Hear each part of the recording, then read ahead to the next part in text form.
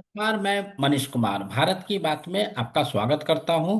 और आज हम बात करेंगे अमेरिका की दादागिरी। अमेरिका दादागिरी इसलिए करता है कि उसे पता है कि पूरे वर्ल्ड की सिर्फ एकमात्र करेंसी है डॉलर, जो पूरे वर्ल्ड एक दूसरे से एक्सचेंज करते हैं। सारे एक्सपोर्ट और इंपोर्ट डॉलर के मुकाबले में किया जाता है, क्योंकि ये सबसे ज्यादा स्टेबल करेंसी है। और इसी कारण अमेरिका का पूरे वर्ल्ड में दबदबा है। वर्ल्ड में दबदबा होने का सिर्फ दो कारण होता है: आपकी इकोनॉमी बहुत अच्छी हो या आपके पास सैन्य पावर सबसे ज्यादा अच्छा हो।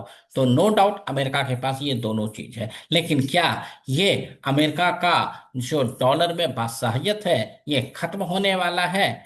तो यहाँ पर मोदी जी की एक बहुत बड़ी महत्वाकांक्षा पहल है, जिसमें इंडिया, चाइना और रसिया मिलके यूएसए को कमर तोड़ने पर उतारू हैं। और आप सबको पता है कि एक ब्रिक्स नाम का ऑर्गेनाइजेशन है, जिसमें इंडिया, चाइना, रसिया, साउथ अफ्रीका और ब्राजील मेंबर हैं। और ये मेंबर आपस में बिजनेस भी करते हैं और एक दूसरे को प्रोटेक्ट भी करते हैं।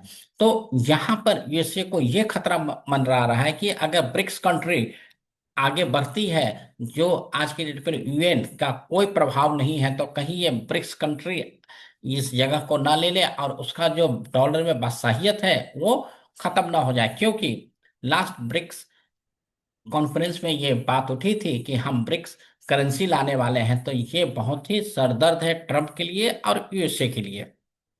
और आप सभी को पता है कि ब्रिक्स में अभी ब्राजील, रसिया, इंडिया, चाइना, साउथ अफ्रीका था, लेकिन उसके अलावा बहुत सारे और भी कंट्री ने अपना आवेदन किया। और आज के डेट पर करीब करीब 12 से 13 कंट्री ब्रिक्स के मेंबर हैं।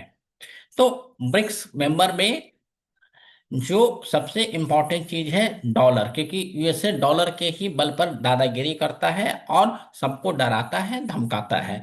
तो अगर ये डॉलर सारे कंट्री से हटा दिया जाए, या ब्रिक्स के कम से कम जो कुछ मेंबर हैं वो आपस में लोकल करेंसी, जैसे चाइना का युआन से, इंडिया का रुपीस से, या रसिया का रसियन से अगर करने लगे, तो फिर डॉलर की वैल्यू घटेगी। और ये बहुत ही जोरदार समाचार होगा यूएसए के लिए और ट्रम्प के लिए।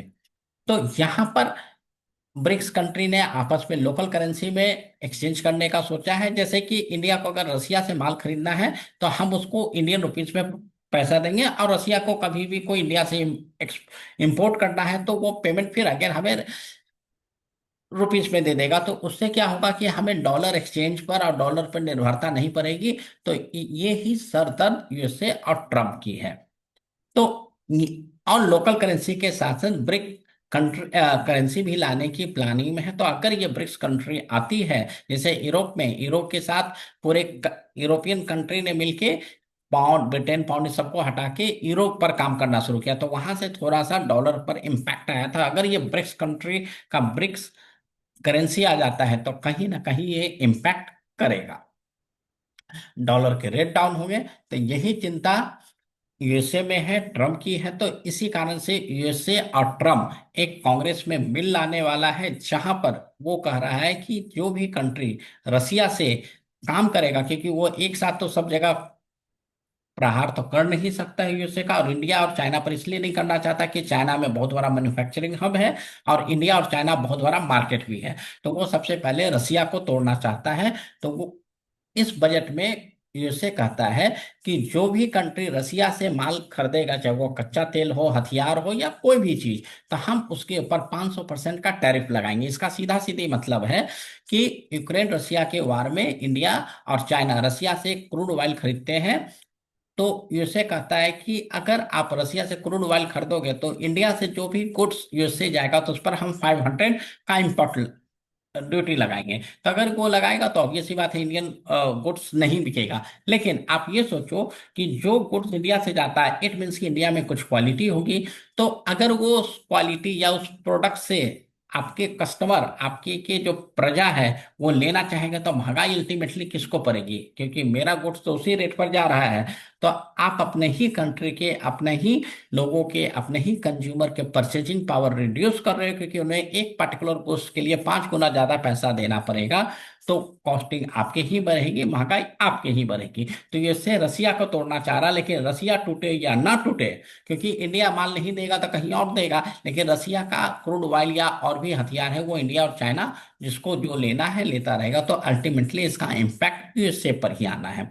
तो इस तरीके से यूएसए चाइना और इंडिया को धमका रहा है, और इसके साथ साथ दूसरे अदर कंट्री को भी रसिया से व्यापार करने से धमका रहा है, क्योंकि वो चाहता है कि रसिया का इकोनॉमी एक बार टूटे तो यूक्रेन वार में उसे हराए या उससे आत्मसमर्पण कराए, जो कि इंडिया के जो मोदी जी हैं और चाइना के जो सी जिनपिंग हैं वो इस चीज को नहीं होना देना चाह रहे हैं। तो ये एक करारा तमाचा है यूएसए पर, तो और अदर कंट्री पर भी, कि यूएसए ने इम्पोज किया है।